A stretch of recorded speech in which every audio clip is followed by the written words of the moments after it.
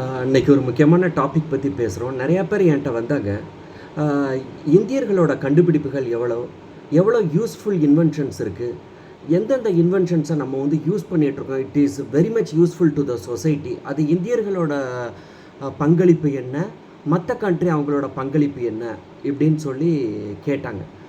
So இந்த கொஸ்டினுக்கு நம்ம பதில் சொல்லணுன்னா நம்ம 140 crore பாப்புலேஷன் இருக்கலாம், யங் ஜென்ரேஷன் பீப்புள் நிறையா இருக்கலாம்.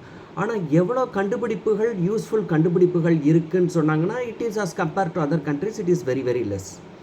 ஸோ இதுக்கெல்லாம் என்னென்ன காரணம் அப்படின்னு சொல்லி நம்ம வந்து ஒரு அனலைஸ் பண்ணும்போது இது வந்து ஃப்ரம் த ஸ்கூல் டேஸ்லேருந்து இது வந்து ஸ்டார்ட் ஆகுது. ஃபார் எக்ஸாம்பிள், ஒரு ஸ்கூல் ஸ்டூடெண்ட்டோ ஒரு காலேஜ் ஸ்டூடெண்ட்டோ ஒரு எக்ஸலண்ட் டிஃபென்ஸ் சிஸ்டத்தை உருவாக்குறாருன்னு வைங்க. அந்த டிஃபென்ஸ் சிஸ்டம் வந்து ஆல்ரெடி அவைலபிள் டிஃபென்ஸ் சிஸ்டத்தை விட 1/10 காஸ்ட்லேயே பண்ணிடலான்னு வைங்க.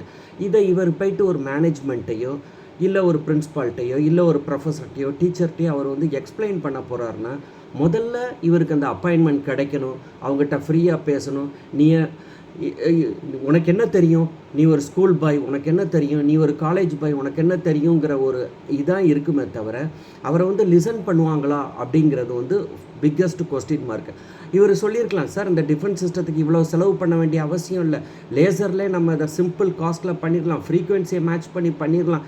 இதெல்லாம் யாருமே லிசன் பண்ணுறாங்களா அப்படிங்கிறது வந்து ஒரு biggest ஹடில் in Indian system. So இதை வந்து நம்ம வந்து மாற்றணும் இந்த சென்ஸ்.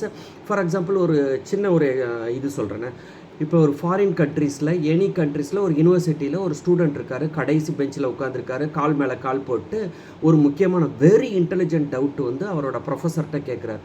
அந்த ப்ரொஃபஸர் என்ன பண்ணுவாருன்னு பாருங்கள், அவரோட கொஸ்டினை ஃபுல்லாக அனலைஸ் பண்ணிவிட்டு ஃபுல்லாக அப்சர்வ் பண்ணுவார். அதுக்கப்புறம் ஆன்சரை அப்போவே சொல்லுவார், இல்லை எனக்கு ஒரு 2 days டைம் கொடுங்க தம்பி, நான் 2 days கழித்து சொல்கிறேன் அப்படின்னு.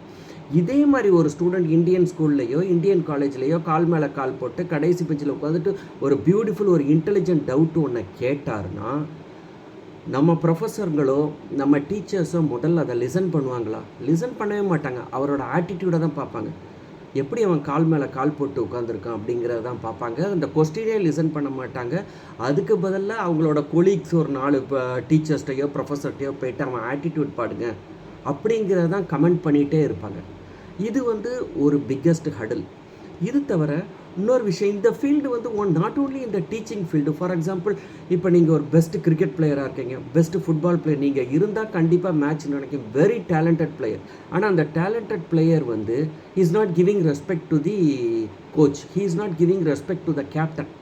இதை மட்டும் பண்ணாமல் கொஞ்சம் கேஷுவலாக அவங்ககிட்ட அப்ரோச் பண்ணாருன்னு வைங்களேன், அவன் எவ்வளோ பெரிய டேலண்ட்டாக இருந்தாலும் அவன் டீமுக்குள்ளே விளையாட முடியாது, அவன் சப்ஸ்டியூட்டாக தான் இருப்பான். இது வந்து ஸ்போர்ட்ஸ் ஃபீல்டில் இதை மாதிரி ஒரு சிஸ்டம் இருக்குது.